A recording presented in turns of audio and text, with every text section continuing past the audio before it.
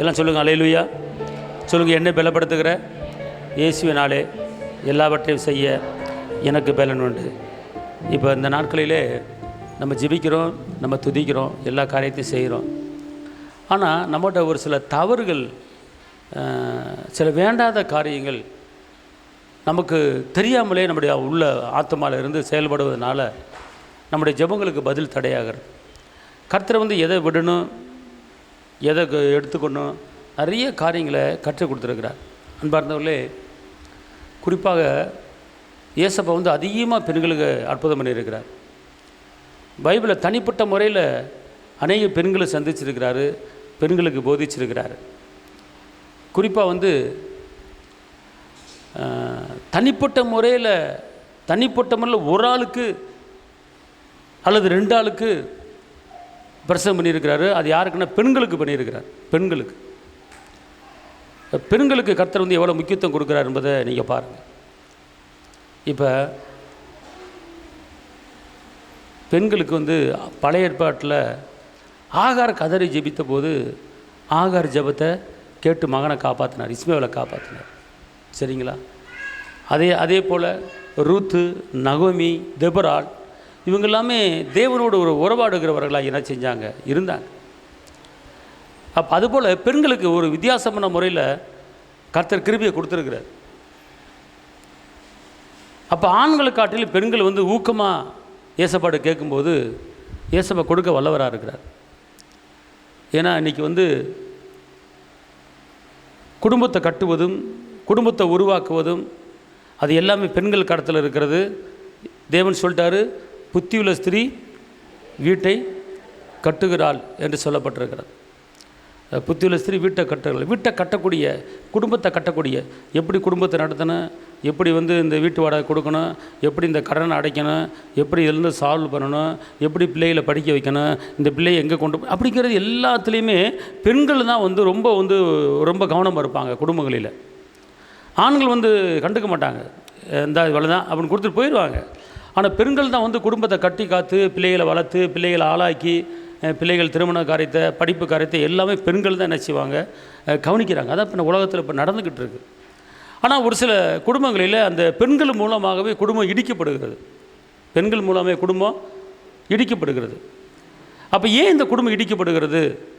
அப்போ சில குடும்பத்தில் பிள்ளைகள் எனக்கு என்ன, அது இஷ்டத்துக்கு போகுங்க, அது இஷ்டத்துக்கு வருங்க, அம்மா பேச்சை கேட்காது, அப்பா பேச்சை கேட்காது. சில குடும்பத்தில் பார்த்தா கணவன் எனக்கான போவான், எனக்கான வருவான், குடும்பத்தை கவனிக்க மாட்டான் கணவன். வீட்டில் என்ன சாப்பிட்டையா, கொண்டையா, எங்கே போனேன், ஏது போனேன், பிள்ளை என்ன செய்யுது, ஏது செய்யுது அப்படின்னு கண்டுக்காமல் அவன் பாட்டு வர போவான், சாப்பிடுவான், காசை கொடுப்பான், போயிட்டே இருப்பான். பிள்ளை சாப்பிடுச்சா, பிள்ளை சாப்பிட்லையா, இவன் என்ன. சில குடும்பங்களில் சில தகப்பனுக்கு பிள்ளை என்ன படிக்குதுன்னு கூட தெரியாது.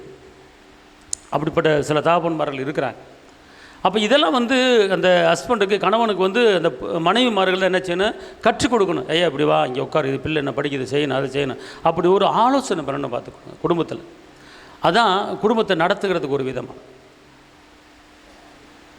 ஒரு சகோதரி குடும்பத்தை நடத்தவே தெரில அப்படின்னாங்க. நான் சொன்னேன், நீதிமொழிகள் 30 டெய்லி படிங்க, குடும்பத்தை நடத்திடுவீங்க. பெண்களுக்கு முக்கியத்துவம் கொடுத்து நீதிமொழிகள் 30 எழுதியிருக்கிறார். ஆண்களுக்கு முக்கியத்துவம் கொடுத்து எந்த ஒரு அதிகாரத்தையும் இந்த அளவுக்கு விவரமாக எழுதலை. பாவத்தை கண்டித்து தாவீது எழுதியிருக்கிறாரு. ஆனால் ஒரு குடும்பத்தை எப்படி நடத்தணும், பிள்ளைகளை எப்படி வளர்க்கணும், பிள்ளைகளை எப்படி உன்னை வாழ்த்தணும், அதெல்லாமே எல்லாமே இருக்குது. அது போல பெண்கள் மூலமாக இருக்கிறது.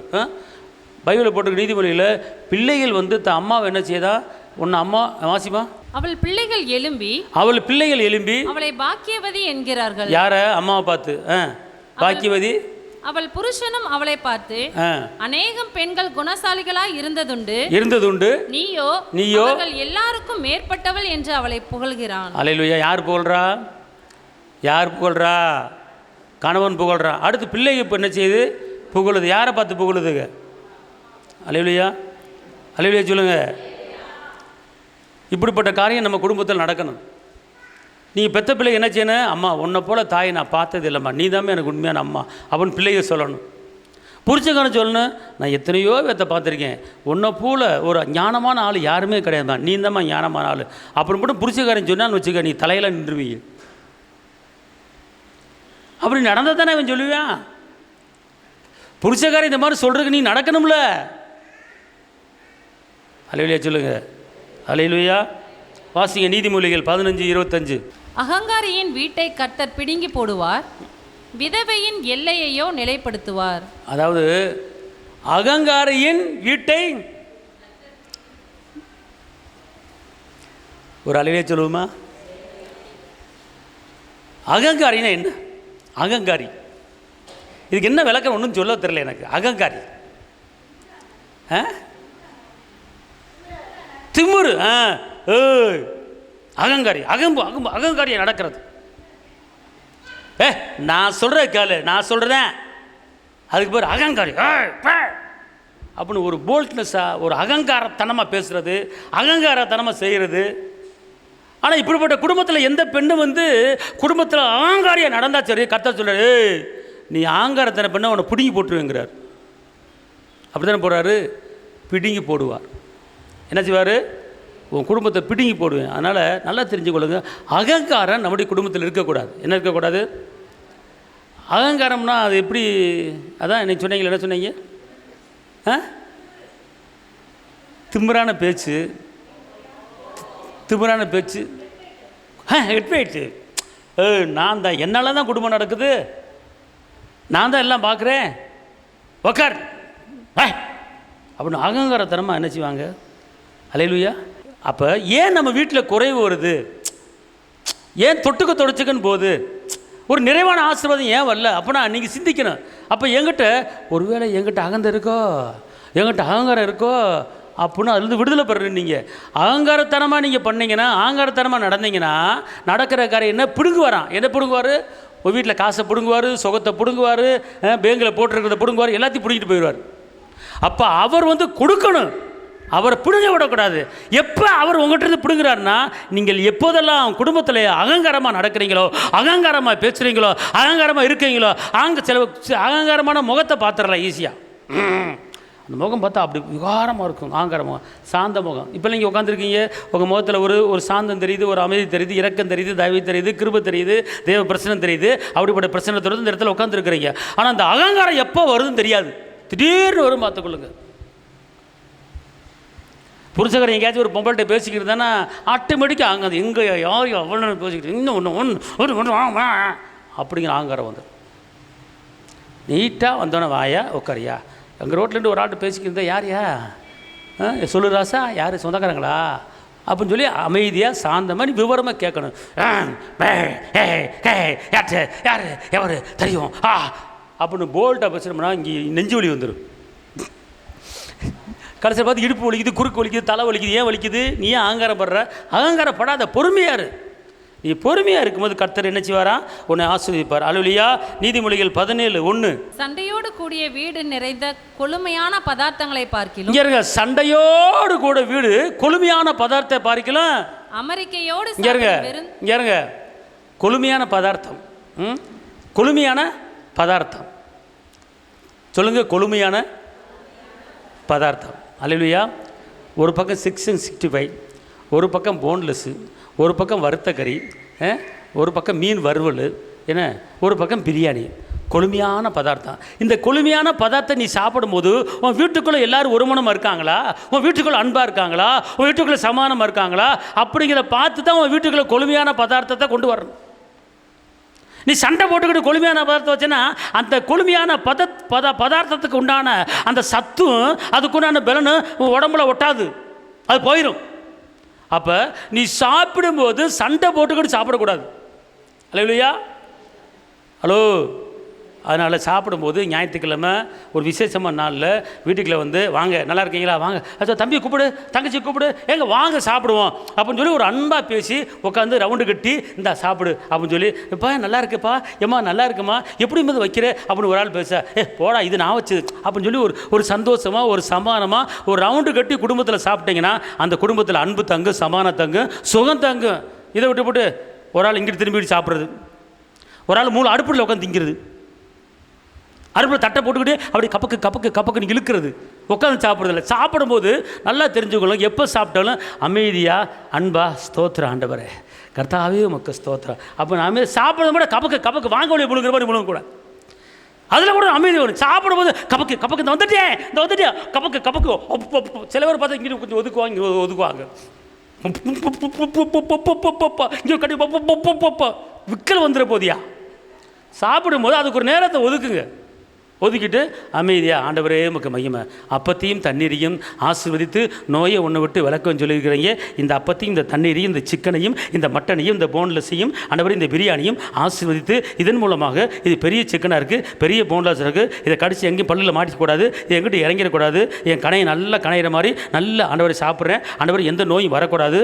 எந்த காலத்து சிக்கனை தெரியல, கடையில் வாங்கிட்டு வந்தேன், பிரிச்சிருந்து எடுத்து கொடுத்தேன், போன வாரம் வச்சானா இந்த வாரம் வச்சானா தெரியல, அல்லது இன்றைக்கி வெட்டினானு தெரியல, எப்போ வெட்டினான்னு தெரியல, அது உமக்கு தான் தெரியும். அதனால் இந்த சைடு எஃபெக்ட் எது இந்த சிக்கனில் வந்துடக்கூடாது. இந்த வசனத்தின்படி அப்பத்தையும் தண்ணீரை ஆசீர்வதித்து நோயை ஒன்றை விட்டு விளக்குன்னு சொல்லியிருக்கிறீங்க. இந்த சிக்கனை ஆசீர்வதித்து இந்த சாப்பாடை ஆசீர்வதித்து ஆண்டவரே நோயை என்னை விட்டு விளக்குங்க. இதை சொல்கிறேன் ஆண்டவரே, சாப்பிட்ற ஆண்டவரே. அப்படி ஒரு சிலுவையை போட்டுட்டு அப்படி ஒரு தண்ணியை குடிச்சிட்டு ஒரு சாப்பிட்டு பாரு, இடுப்பு வலி, குறுக்கு வலி, வயிற்று வலி, லூஸ் மோஷன் எதுவுமே உனக்கு வராது. கையை தட்டாப்பாவுக்கு எனக்கு சுக்கனு போன்லெஸ் பிடிச்சி வளைச்சி இழுத்து கட்டுறது, வளைச்சி இழுத்து கட்டி இங்கே ஒரு கட்டி இங்கே ஒரு கட்டி இங்கே ஒரு கட்டி எல்லாம் கடிச்சு வளைச்சி கட்டிக்கிட்டு அப்புறம் நைட்டு தூக்கம் வராது. இலையில் பதார்த்தங்கள் இருக்கும்போது அந்த பதார்த்தங்களை ஒரு ப்ளஸ் பண்ணு, ஒரு வசனத்தை சொல்லு. அப்பத்தையும் தண்ணீரை ஆசீர்வதித்து நோயை என்னை விட்டு விளக்குற வசனத்தைப்படி இதை நான் ஆசீர்வதிக்கிறேன். அப்புறம் கல்யாண வீட்டுக்கு போனாலும் எங்கே போனாலும் சாப்பிடும்போது ஒரு கல்யாண வீட்டில் தான் ஒரு 7-8 வைப்பாங்க. வீட்டில் 7-8 வைக்க வச்சா ஒரு கூட்டு வைப்பீங்க, 2 கூட்டு வைப்பீங்க, வச்சா சிக்கன் குழம்பு வைப்பீங்க, கொஞ்சம் போன்லெஸ் வைப்பீங்க, அதுக்கு மேலே வைக்க மாட்டேங்க. ஆனால் கல்யாண வீட்டுக்கு போனால் ஒரு 7-8 வைப்பாங்க. கிடச்சதுரா சாமி அப்படின்னு சொல்லி வளைச்சி இழுத்து கட்டி உள்ளே இறக்கி நல்லா குத்தி கம்பியை வச்சு குத்தி உள்ளே இறக்குறது. இது என்னைக்கும் கிடைக்காது அப்படின்ட்டு கடைசியில் பார்த்தா குத்துதே குடையுது. அப்புறம் நைட்டு ஆஸ்பத்திரிக்கு போனேன். அதனால் ஒரு ப்ரேயர், அப்போ நீ எவ்வளோன்னு இழுத்துக்க, ஆனால் ஒரு ஜெபம் மட்டும் வாயில் பண்ணு. அப்பத்தையும் தண்ணீரை ஆசீர்வதித்து நோயை என்னை விட்டு விளக்குங்க. ஆமாம் சொல்லுங்கள், அழிவிலே சொல்லுங்கள். அதனால் சாப்பிடும்போது என்ன செய்யக்கூடாது, வீட்டுக்குள்ளே என்ன சொல்லக்கூடாது, எல்லாம் சொல்லுங்கள். நான் சாப்பிடும்போது இப்போ நீங்கள் இங்கே மத்தியானம் சாப்பாடு போகிற வெள்ளிக்கிழமை சாப்பிட்றோம்ல, அப்போ எல்லோரும் இப்படி ரவுண்டு கட்டிட்டு அப்புறம் எங்கே உங்களை தாளை காணா, அப்படியா போங்க நேற்று அங்கே போயிருந்தேன், அப்படியா நான் சீக்கிரம் வந்துட்டேன், இன்றைக்கி லேட்டாக வந்துட்டீங்க, அப்படிலாம் ரவுண்டு கட்டி போய் பேசுகிறீங்க, நீங்கள் பேசுவீங்க, நீங்கள் அப்படி தானே பேசுவீங்க. என்ன பேசுவீங்க, 4 பேர் உட்காந்து சாப்பிட்றீங்க, ஆனால் பேசுறீங்க குச்சுன்னு பேசுகிறீங்க. ஒருத்தர் காதுகிட்ட எப்படி பேசுகிறீங்க, என்ன பேசுகிறீங்கன்னு தெரியல. அது நல்லது பேசுகிறீங்களோ கெட்டது பேசுகிறீங்களோ தெரியல, நல்லது மட்டும் பேசுங்க தாயி.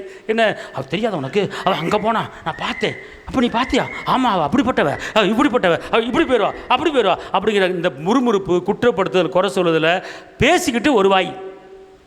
அப்புறம் நேற்று உங்களை ஆளை காணா, ஒன்றும் இல்லை, அவள் வீட்டுக்கு நான் போக மாட்டேன்ல, நான் எந்த பரம்பரை ஜாதி தெரியுமா, நான் கவரிமானு, அவள் வீட்டு பக்கமே போக மாட்டேன். அப்புறம் இப்படி நீ ஒரு வாய் சோத்த வாயில் வைப்ப, அவ சரியில்லை இவ சரியில்லை அப்படின்னா அப்போ உள்ள என்ன இறங்கு, அவள் சரியில்லை இவ சரியில்லை இறங்கு. அப்போ சாப்பாடு உருப்படியான சாப்பாடாக இருக்காது. சாப்பிடும்போது நன்மையை பேசுங்க, அற்புதங்களை பேசுங்க. அல்லேலூயா. நீ ஒரு வாயை வச்சுக்கிட்டு அப்புறம் அவன் ஊர் உலக கதையெல்லாம் பேசிட்டு சாப்பிடுவேன். கடைசியில் அது பூரா உள்ள சாப்பாடு இறங்கும், இந்த ஊர் கதையும் இறங்கும், உலக கதை இறங்கும். கடைசியில் குத்துதே குடையுது. ஏன் குத்துதே குடையுது? நீ ஜெபிக்கிற ஆளாக இருக்கலாம், துதிக்கிற ஆளாக இருக்கலாம், ஆனால் இந்த மாதிரி விஷயத்தில் ரொம்ப கவனமாக இருக்கணும். சாப்பிடும்போது எந்த தவறான வார்த்தைகளை பேசக்கூடாது, எந்த தீமையான வார்த்தைகளை பேசக்கூடாது, எந்த கசப்பான வார்த்தைகளை பேசக்கூடாது, அடுத்தவனை குற்றப்படுத்தி குறை பேசுகிற காரியம் வாயில் இருக்கக்கூடாது. சாப்பிடும்போது இன்னும் உள்ளே இறங்குற நேரம் நீ தேவையெல்லாம் பேசக்கூடாது. அல்லேலூயா. அதனால் சாப்பிடும்போது எந்த குறையும் பேசாதீங்க, யாரை பற்றியும் பேசாதீங்க, எந்த குடும்பத்தை பற்றியும் பேசாதீங்க, அவ சரியில்லை இவ சரியில்லையும் பேசாதீங்க, எல்லாம் நல்லவர்கள் பேசுங்க. ஆமென் சொல்லுங்க.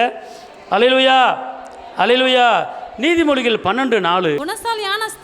குணசாலியான ஸ்திரீ தன் புருஷனுக்கு கிரீடமாய் இருக்கிறாள். ஓ கையா தட்டு ரக்கலி மாக்கத்தார கோர கத்த டிக்கன மாத்த சபதரா ஒரு கால் கையை தட்டியா. குணசாலியான ஸ்திரீ, அப்போ குணசாலி, குணசாலி, குணசாலியான பெண்ணு புருஷனுக்கு. அல்லேலூயா. புருஷன் எங்கே வைப்பானா பொண்டாட்டிய? கிரீடங்கிறது என்ன? ஒரு மேன்மை. கிரீடங்கிறது என்ன? ஒரு தகுதி. கிரீடங்கிற என்ன? ஒரு அந்தஸ்து. ராஜா எதை வச்சிருக்காரு? கிரீடத்தை வைப்பார். அல்லேலூயா. அப்போ புருஷனுக்கு அவ என்னவா மாறிடுறாளாம்? எப்போ கிரீடமா மாறுறா புருஷன் பொண்டாட்டி? குணசாலியான ஸ்திரீ. குணசாலி. வீட்டுக்கு ஒரு 4 பேர் வந்தாங்கன்னா, வாங்க உட்காருங்க, ப்ளீஸ் லோ, நல்லா இருக்கீங்களா, சோத்திரம், அப்புறம் எப்படி இருக்கீங்க, உங்கள் வீட்டில் சிஸ்டர் நல்லா இருக்காங்களா, மனைவி அம்மா நல்லா இருக்காங்களா, வாங்க உட்காருங்க, டீ வேணுமா, காப்பி வேணுமா, அப்படின்னு ஒரு நல்ல ஒரு குணசாலியா ஸ்திரியா ஒரு வந்தவங்களை என்ன செய்யணும், உபசரிக்கணும். வந்தவங்களை இங்கிட்டு வந்தோடனே அங்கிட்டு கொல்லை போயிடுறது கூடாது. ஆனால் இங்கிட்டு பார்த்தா துதிப்பேன் துதித்து கொண்டே இருப்பேன். ரக்கலை மாத்திரா, இந்த துதிப்பேன் இந்த ரக்கலை மாத்திரா, அந்நிய பாஷை, இதெல்லாம் செல்லுபடி ஆகாது. முதல் நீ குணசாலியா ஸ்திரியா இருக்கிறாயா என்பதை பார்த்து நீ துதி. ஆமே. அல்லது உபசரிக்கிறதுல கற்றுக்கொள்ள வேண்டும். பெண்கள் உபசரிக்கல கற்றுக்கொள்ள வேண்டும். அவன் வீட்டுக்கு வந்து அவன் சொல்லுவான், விருந்தாடி வந்து சொல்லுவான், என்னடா அவன் வீட்டுக்கு வந்து உன் பொண்டாட்டி கண்ணிலே பார்க்க முடியல, அவன் அங்கே போயிட்ட, தெரியும்டா உன் பொண்டாட்டி அங்கே போயிடுச்சு. நீ நல்லா வந்து ஒரு டீயை போட்டு ஒரு காப்பியை போட்டு இந்த சாப்பிடுங்க கொள்ளுங்க அப்படி ஒரு சாப்பாடு ஓட்டினேன், டே நல்ல சாப்பாடா, இன்றைக்கி வந்து உன்னை காட்டிலும் உன் பொண்டாட்டி நல்லா சமைச்சு கொடுத்தா, பரவாயில்ல உன் பொண்டாட்டி நல்லா இருக்குடா, ஒரு ப்ளஸ் பண்ணிட்டு போயிடுவான், அல்லேலூயா சொல்லுங்கள், அல்லேலூயா. உபசரிக்கிறதுல பெண்கள் வந்து கவனமாக இருக்கணும். ஆம்பளையை உபசரிக்க மாட்டாங்க, உபசரிக்க தெரியாது. ஆனால் பெண்கள் உபசரிக்கிறதுல ஒரு நல்ல ஒரு குணசாலியான சரியாக இருக்கணும். அதுதான் புருஷனுக்கு என்னது, கிரீடம். வந்தவங்களை வாங்க அப்படின்னு கூப்பிடணும், ஒளிஞ்சிக்கிட்டு இருக்கக்கூடாது. அல்லேலூயா. கல்யாணம் முடிச்சு 4 பிள்ளை பெற்றதுக்கப்புறம் 2 பிள்ளை பெற்றதுக்கப்புறம் இதில் என்ன வேண்டியிருக்கு, நாணம், இதில் என்ன வேண்டியிருக்கு, வெக்கம். வந்தவங்களை என்ன செய்யணும், உபசரிக்கணும், அனுசரிக்கணும். வாங்க சாப்பிடுங்க, நல்லா இருக்கீங்களா, எப்படி இருக்கிறீங்க அப்படின்னு சொல்லணும், பார்த்துக்கணும். ஆமென் சொல்லுங்கள். அல்லேலூயா, அல்லேலூயா. அதனால் வந்து அதான் குணசாலியான ஸ்திரி. நல்ல அப்போ வர்றவன் சொந்தக்காரன் வர்றவன் என்ன செய்வான், நல்ல பொண்ணுடா, அமைதியான பொண்ணுடா சொல்லிட்டு போவேன். வாங்க வந்த உடனே எப்போ போவீங்க, வந்து உட்காந்து டீயை குடிச்சிருப்பாங்க. அப்புறம் எப்போ போகிறீங்க, பஸ் எத்தனை மணிக்கு, அவன் பாப்பா இப்போ கிளம்பிடுவோம், நாட்டு கிளம்பிடுவேன். அப்போ அந்த அம்மா கேட்குது, எப்படி கேட்குது, வாங்க நல்லா இருக்கீங்களா, அப்படியா சரி, அப்புறம் எப்போ போவீங்க, பஸ் எத்தனை மணிக்கு உங்களுக்கு அந்த ஊருக்கு அப்படின்னா, சரி புரிஞ்சுக்குவான், நம்மளை வீட்டை விட்டு வெளியே போடாங்கிறா, அதுக்கு அதான் அர்த்தம். அப்புறம் அவன் கிளம்பிடுவான், டீயை குடிச்சு கிளம்பிடுவான், அப்பா வேணாண்டா வாடான்று. அப்போ இதில் வந்து உபசரிக்கிறதுல என்ன செய்யணும், கரெக்டாக இருக்கணும், பார்த்துக்கணும், நல்லா கவனிக்கணும், பார்த்துக்கணும், பேச்சில் கவனத்தில். இந்த கன்னியாகுமரி டிஸ்ட்ரிக்ட் பக்கம் ஃபோன் போட்டாங்கன்னா, ஒரு பிரச்சனைக்கு ஃபோன் போட்டாலும் சரி, வேதனைக்கு ஃபோன் போட்டாலும் சரி, சண்டைக்கு ஃபோன் போட்டாலும் சரி, எடுத்த உடனே சோதர் நல்லா இருக்கீங்களா, அம்மா நல்லா இருக்காங்களா, அப்பா நல்லா இருக்காங்களா, ஐயா நல்லா இருக்காரா, இப்படி எல்லாம் நல்லா இருக்கான்னு கேட்டுவிட்டு அப்புறம் நீங்கள் செஞ்சது சரியில்லை பண்ணுவாங்க. அதுக்கப்புறம் தான் அவங்களுடைய அந்த ரியாக்ஷன் வெளியாங்க. அப்போ முதல் வார்த்தை நல்லா இருக்கீங்களா, அது இதில் நல்லா இருக்கீங்களா கேட்கும்போது அதில் அன்பு வெளிப்படுது, பார்த்துக்கொள்ளுங்க. வேர்டு அப்படி இருக்குன்னு பார்த்துக்கொள்ளுங்க. வந்தோடனே சந்தோஷமாக ஒரு வீட்டுக்கு விருந்தாடி வந்தாங்கன்னா, நல்லா இருக்கீங்களா அப்படின்னு சொல்லிட்டு ஒரு புன்முறை வாங்கன்னு சொல்லி உட்காருங்க அப்படின்னு சொல்லி உட்கார வைக்கணும். வாங்க, எப்போ வந்தீங்க, உட்காருங்க வாங்க அப்படின்னா அதுவே உட்காருங்க போடா வெளியே அப்படின்ற மாதிரி இருக்கும். அந்த உட்காருங்க சொல்கிறதுலே போடா வெளியேன்னு அர்த்தம். வெளியே சொல்லு. அதனால் வந்து இது இப்படி செய்கிற பெண்கள் வந்து புருஷனுக்கு என்னவா மாறிடுறாங்களா, கிரீடமாக மாறிடுறாங்க. இதெல்லாம் நீங்கள் சரி பண்ணால் தான் ஜெபத்துக்கு பதில் கிடைக்கும். அல்லேலூயா சொல்லுங்க, அல்லேலூயா. நீதிமொழிகள் 12:1. புத்திமதிகளை விரும்புகிறவன் அறிவை விரும்புகிறான், கடிந்து கொள்ளுதலை வெறுக்கிறவனோ மிருக குணம். அல்லேலூயா.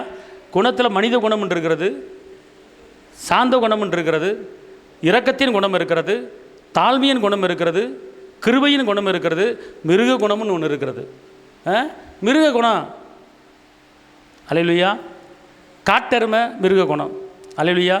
யானை மிருக குணம். இப்படி ஒவ்வொரு மிருகத்துக்கு தகுந்தாப்புல ஒரு குணம் இருக்கும், பார்த்துக்கொள்ளுங்க.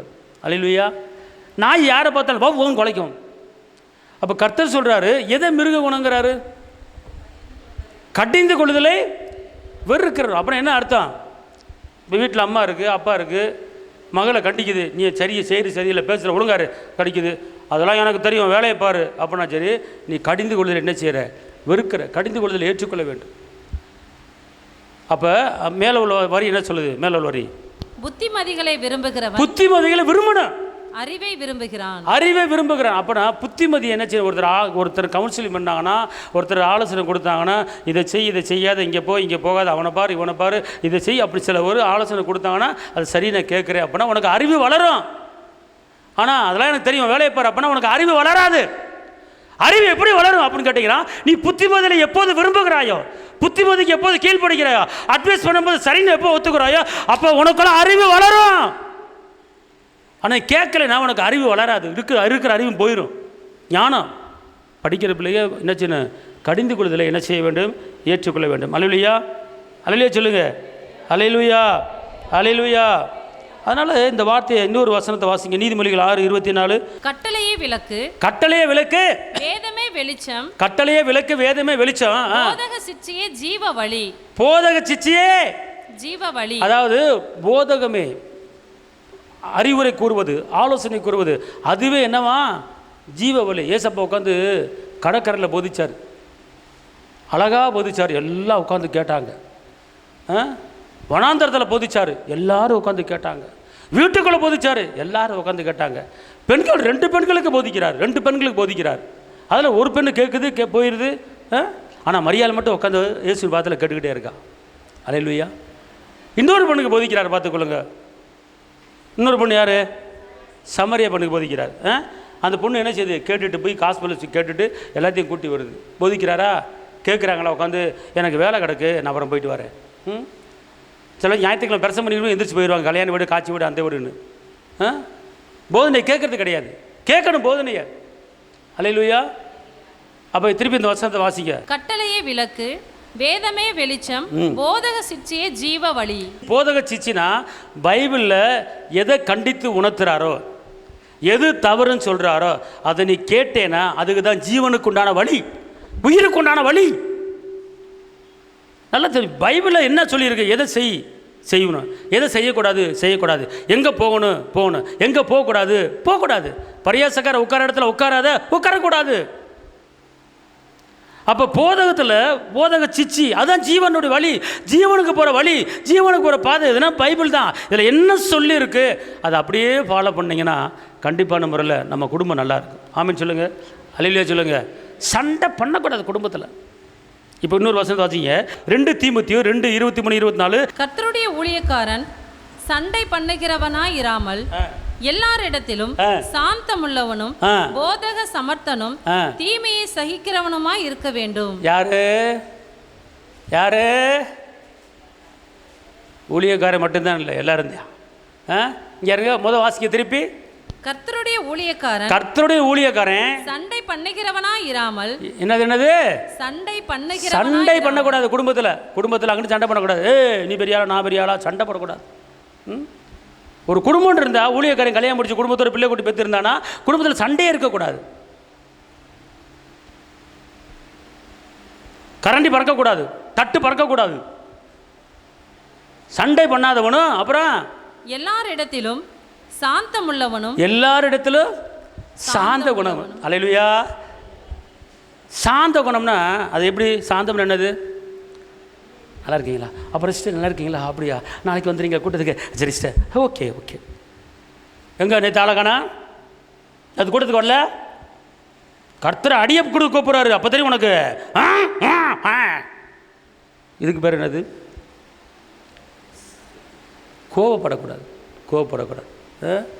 இப்போ நான்லாம் ஒரு ஃபோன் வந்துச்சுன்னா, என்ன கண்ணு, என்ன செல்லம், நல்லா இருக்கியா, ராசா, அப்புறம் அப்படியே ஏறி இப்படியே உறிங்கிடுவான்.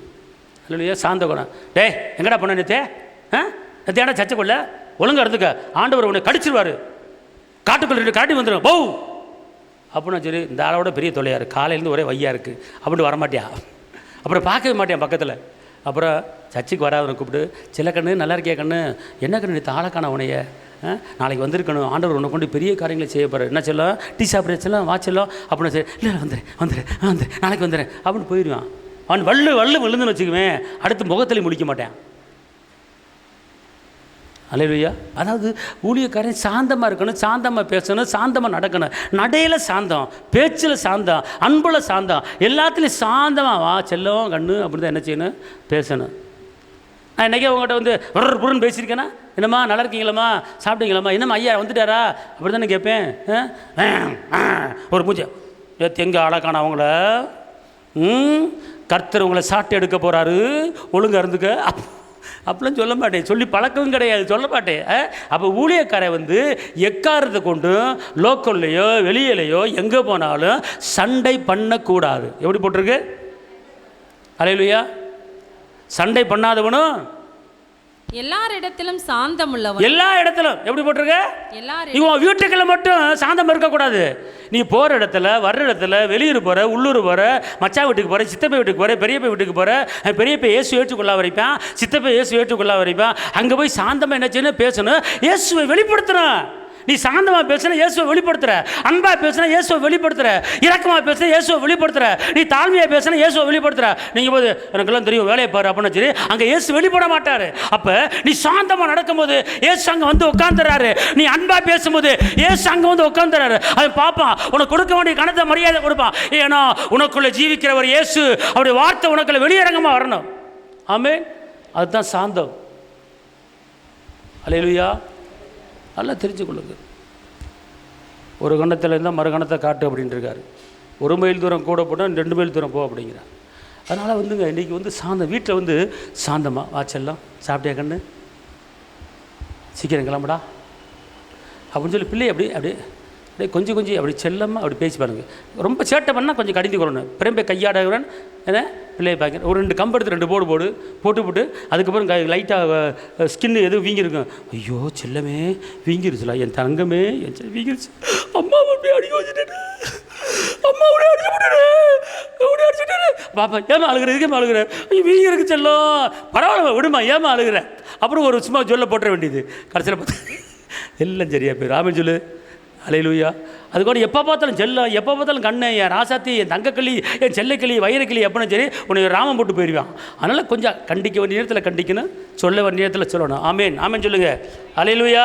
சத்தமாக சொல்லுங்கள். நீதிமொழிகள் 21:4. மேட்டிமையான பார்வையும் அகந்தையான மனமும் உள்ள துன்மார்க்கர் போடும் வெளிச்சம் பாவமே. அல்லேலூயா. பாவம் எது இங்கே இருக்கா? ஓ நான் எந்த பாவம் செய்யலை, ஐயாம் ஃப்ரீ, நான் எந்த பாவம் செய்யலை அப்படின்னு சொல்கிறீங்களே, என்ன பாவம்னு போட்டிருக்கு? அகந்தையான மேட்டிமையான பார்வை. இந்த பார்வை எங்கே இருங்க, என்னைய பாருங்க, அவங்க நல்லா இருக்கீங்களா அப்படின்னா எப்படி இருக்கீங்க அனுபவம். அப்புறம் நான் பார்க்குறேன், இது என்ன நெக்லஸா? அது பார்வை. அந்த நீ நிறைய பேர்த்த பார்த்துருப்பீங்க. என்னப்பா சில அத்தமாக இருக்க பார்வை எப்படி இருக்குமா? எங்கே போனேன்?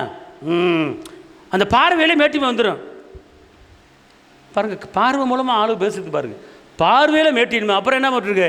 அகந்தையான மனமும் உள்ள. அகந்த மனம் எப்படி இருக்கணும்? அகந்த இப்படி இருக்கக்கூடாது. அடுத்து துன்மார்க்கர் போடும் வெளிச்சம் பாவமே. துன்மார்க்கர் போடும் வெளிச்சமே. இதெல்லாம் வந்து ஆட்டோமேட்டிக்காக பாவம் உங்களுக்குள்ள வந்துடுது. அப்போ நீங்கள் என்ன செய்யணும்? மேட்டியான பார்வை பார்க்கக்கூடாது. நல்லா இருக்கீங்களா? பார்வையில் முறைப்பாங்க தெரியுமா? முறைப்பாங்க. அந்த முறைப்பு வந்து அகந்தையான பார்வை, பெரிய போராட்டமான பார்வையில் நீ இப்படி ஓயாமல் அகந்த அப்படி முறைச்சி வச்சுக்கோங்க, உன் கண்ணுக்கு சீக்கிரம் ரிப்பேர் ஆகி போயிடும். உன் கண்ணு ரிப்பேராக இருக்கணும்னா அகந்தையான பார்வை இருக்கக்கூடாது, சாந்த பார்வை இருக்கணும். ஆமாம் சொல்லுங்கள். அல்லேலூயா. முறைக்கக்கூடாது. என்ன செய்யக்கூடாது? முறைக்கக்கூடாது. ஆமாம் சொல்லுங்கள். அல்லேலூயா. அல்லேலூயா. நீதிமொழி 24 வாசித்தீங்களா? கடைசி ஒரு வசனம் வாசிப்போம். நீதிமொழிகள் 14:1. புத்தியுள்ள ஸ்திரீ தன் வீட்டை கட்டுகிறாள், புத்தி இல்லாத ஸ்திரீயோ தன் கைகளினால் அதை இடித்து போடுகிறாள். அல்லேலூயா சொல்லுங்க. அல்லேலூயா. வீட்டில் வந்து கலகம் உண்டாக்கக்கூடாது. வீட்டில் வந்து கலகம் உண்டாக்கக்கூடாது. சமாதானமாக இருக்கணும், அன்பாக இருக்கணும். அவன் சொல்லுங்கள், நான் அப்படி ஜெபிப்பேன், இப்படி ஜெபிப்பேன், அப்படி துதிப்பேன், இப்படி துதிப்பேன், அப்படி பைபிள் வாசிப்பேன், இப்படி பைபிள் வாசிப்பேன் சொல்லிவிட்டு இந்த மாதிரி காரியத்தெல்லாம் செஞ்சுக்கிட்டு இருந்தோம்னா ஒரு பருப்பு வேகாது. எல்லாத்துலையும் சரியாக இருக்கணும். பார்வையில் சரியாக இருக்கணும், பேச்சில் சரியாக இருக்கணும், சாந்த குணத்தை சரியாக இருக்கணும். எல்லாத்துலையும் சரியாக இருந்தால் கர்த்தர் உங்களை ஆசீர்வதித்து பெருக பண்ணுவார். ஆமேன். அல்லேலூயா.